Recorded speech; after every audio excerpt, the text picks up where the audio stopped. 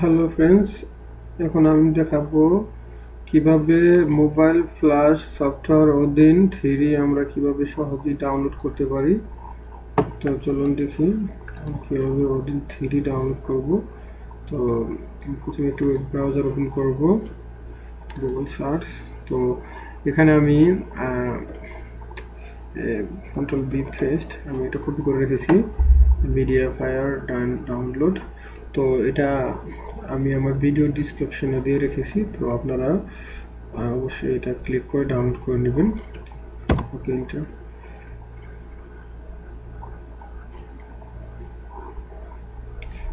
Three V3.1.0.6 version.